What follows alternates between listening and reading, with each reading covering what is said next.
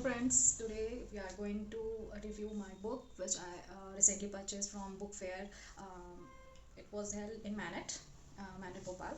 आप लोग में से जो भी भोपाल के होंगे उन्हें पता होगा मैनेट. तो वहाँ पे बुक फेयर लगा हुआ था. एक्चुअली वो 11 फेब को लगा था, जिस दिन वो पंख का जो मैराथन था वो था. So after completing my marathon I went there. तो थोड़ा सा हेक्टिक हो गया था and then I got busy with something, तो नहीं मैं रिव्यू कर पाई. But today we are going to review it. तो देखते हैं मैंने क्या क्या बुक्स लिए हैं, कब तक मैं कंप्लीट कर पाती हूँ कि नहीं कर पाती हूँ, कौन कौन से जॉनरास मैंने पिकअप किया. Actually it was like the box one, कि हमारे पास 3 डिफरेंट बॉक्सेस थे वहाँ पे. One was of 1200, another one was of 2200 and 3000. तो उन बॉक्सेस के डिफरेंट साइजेस थे एज पर द प्राइस. तो उन बॉक्सेस में आप जितना चाहो उतने बुक फिल कर सकते थे. और in spite of the price of the book, आपको बॉक्स का केवल प्राइस देना था. I think you got what I mean. So हमने 1200 का मैंने छोटा वाला ही लिया, क्योंकि this was actually my first time to visit such type of book fair.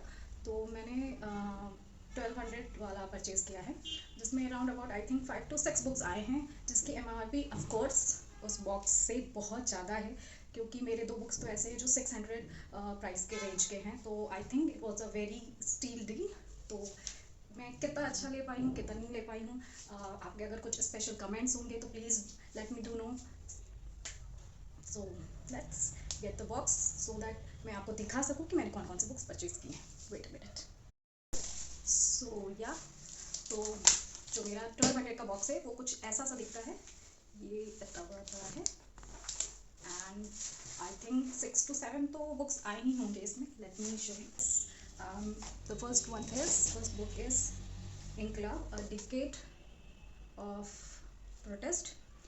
This was somehow book relative to nationalism. Interest है modern history का, जब there's partition times or when there's all Bhagat Singh and Sekhar, Azad, Sadhguru, these people were fighting. So I like that book. So Inkılap is one of such books, so I picked it up. It is 399 as you can see.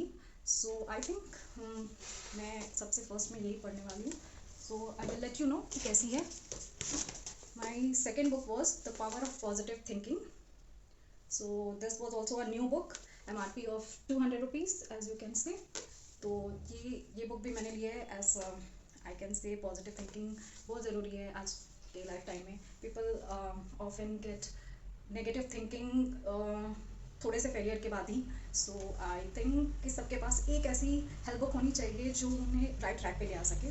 आप किसी और से advice लेते हो तो I think कि वो आपकी थोड़ी सी प्राइवेसी भी जाती है, आप बहुत अच्छे से एक्सप्लेन भी नहीं कर पाते. तो this self book will help you to determine your own problems, कि आपको कहाँ पे सोल्यूशन की ज़रूरत है. यू कैन ईजिली आप इजीली पता कर सकते हैं without breaking your privacy also, without any one like know कि क्या हुआ है आपके साथ और क्या नहीं. So it is a great help I think.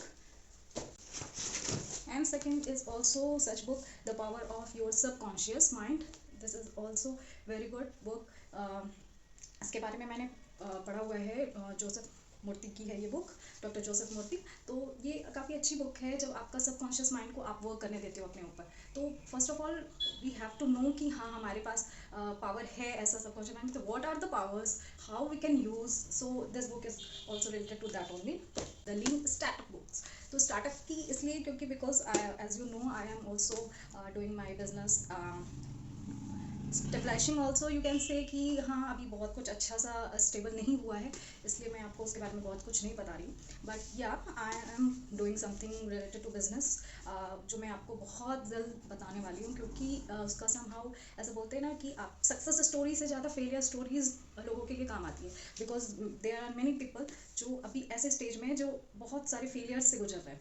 So it's better to stop the loss at the right time, ताकि आप बहुत बड़े लॉस में ना चले जाए, कि जो आपका जो पाथ है सक्सेस का वो बहुत लंबा हो जाए. इतना कि कभी कभी क्या होता है, लोग गिव अप करने लगते हैं. अगर आपका जो रूट है थोड़ा शॉर्टन हो जाए, आपके जो नंबर ऑफ फेलियर्स है वो थोड़े कम हो जाए, तो I think it will be of great help. तो उसके लिए है the startup. It's also mandatory reading for the entrepreneurs who are just going to begin, और उनके पास आइडियाज़ है, वो एक्सिक्यूट कर रहे हैं बट समहाउ थोड़ा बहुत कहीं ना कहीं फेल कर रहे हैं. तो it's a good book for me.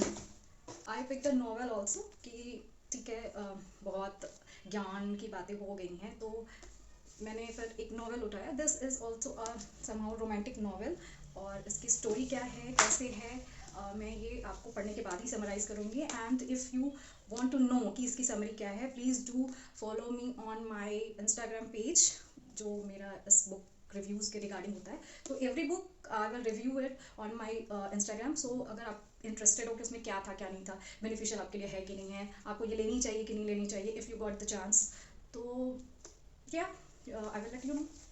Second book is about the fatherhood. ये मेरे बहुत दिल के करीब है, you can say, as I am very much, आप कह सकते हो कि मेरी थोड़ी सी बॉन्डिंग मम्मी से कम पापा से ज़्यादा है। So I always wanted to write a book about my own father, his struggle, his support to me. तो अभी वो बुक अंडर राइटिंग है, और आपको भी पता है कि कभी कभी जब चीज़ें छूट जाती हैं तो वो पीछे ही छूटी रह जाती हैं।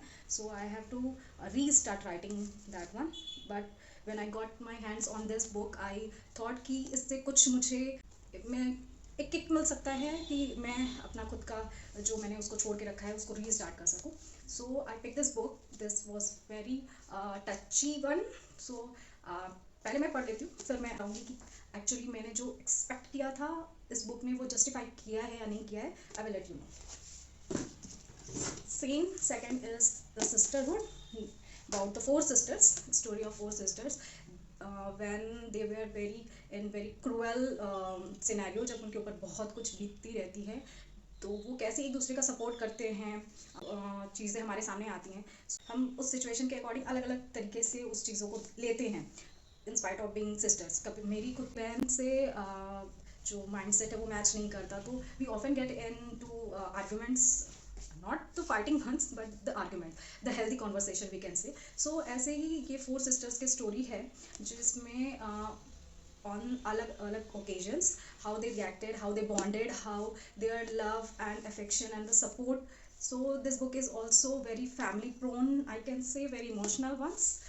So actually I think we need these books because आज के टाइम में हम बहुत ज़्यादा बिल्कुल अपनी फैमिली से अलग अलग हो जाते हैं, अपनी सबकी एक इंडिविजुअल कह सकते लाइफ होती है। तो उसके बावजूद जब when we read this type of books, तो वी लेट आवरसेल्फ नो कि हाँ हमारे पास भी ऐसा कुछ है, हमारी भी फैमिली है। वी ऑल्सो, मतलब ऐसा होता है ना कभी कभी कि हम बहुत कुछ चीज़ें फॉर ग्रांटेड ले लेते हैं और हमें पता भी नहीं चलता है कि हमारे पीछे किसी का सपोर्ट है, किसी ने हमारा हेल्प किया है या कुछ है, and we have to be thankful to them. But हम भूल जाते हैं because we take family for granted, as we all know कि हमारी मम्मी हो, पापा हो, भाई बहन हो, we always take them for granted. So such books make us realise that कि हाँ हमारे पास भी ऐसा सपोर्ट सिस्टम है, क्योंकि जब हमारे पास फेलियर आता है वी ऑफन थिंक कि हमारे पास कौन है, हमारा साथ देने वाला कौन है। So they are the ones. So these are the books which I think we have to read, not very often I can say, but yeah, take a check that yes we also have a family, और हमारे पास भी एक support system है, we are not alone, so we can go through all the ups and downs of our life. So yeah, it's better one. This was also very emotional book, I can say. This is The Power of Hope, autobiography of cancer centre, जहाँ पे cancer patients हैं, उनकी life में बहुत ups and downs है, बहुत अलग अलग कह सकते हो कि एक कैंसर सेंटर में कैसे पेशेंट्स आते हैं, उनकी लाइफ में क्या चलते रहता है। कुछ फाइनेंशियली अच्छे होते हैं, उनके फैमिली मेम्बर्स उनका इलाज कर सकते हैं, करवा सकते हैं, आई मीन टू से, और कुछ ऐसे होते हैं कि जिनके पास कोई कुछ नहीं होता है। So this is the hope, power of hope, जहाँ पे हर एक मोमेंट वो बस होप पे जीते हैं कि whether I am going to live this few more seconds और not, they are not confident enough कि हाँ मैं कल का सूरज देखूंगा भी कि नहीं देखूंगा। So when we read this book we realise कि ये लाइफ जो है that is also very short, और जो ये टाइम है जिसको हम अननेसेसरी वेस्ट करते हैं different types of things going on in our life, I could not से कि सब वेस्ट ही करते हैं, बट या कभी कभी हम क्या होता है लाइफ को भी फॉर ग्रांटेड ले लेते हैं कि क्या होने वाला है, चलो ये काम मैं कल कर लूँगा, परसों कर लूँगा, दैट थिंग। तो when we go through such scenario जहाँ पे हर एक सेकेंड, हर एक ब्रीथ, हर एक हार्ट बीट उस बंदे के लिए एक होप है कि पता नहीं मुझे ये दिन मिलेगा कि नहीं। दिन is also a very long time for them. उनके लिए एक मोमेंट ही काफ़ी है कि either I am going to live और नॉट। सो जब ऐसे कैंसर सेंटर्स की ऑटोबायोग्राफी आप पढ़ते हो, देन यू रियलाइज कि yes, we have to do something and we are very thankful कि हमें ऐसी लाइफ मिली है कि we are not going through such situation in our life. Finger crossed कि आई वुड विश कि आप सबको ही हेल्दी रहे, आपके फैमिली मेम्बर्स हेल्दी रहे, सब कुछ बढ़िया रहे। लेकिन जो लोग इस चीज़ से गो थ्रू कर रहे हैं and they are suffering from this, so कहते हैं कि हाँ हमें पता है, मैं समझ सकता हूँ, बट यू कुड नॉट। क्योंकि वो बहुत अलग रहता है कि जब आप एक एक सांस, एक एक हार्ट बीट के लिए आप फाइट करते हो। That experience no one can understand जब तक आप उसमें नहीं जाते हो। तो I could not emphasise with them also, but yeah we can try to feel that thing, or we can analyze that thing, और जो हमारा लाइफ है उसको थोड़ा ऑर्गेनाइज कर सकते हैं, so that we don't take it too much for granted.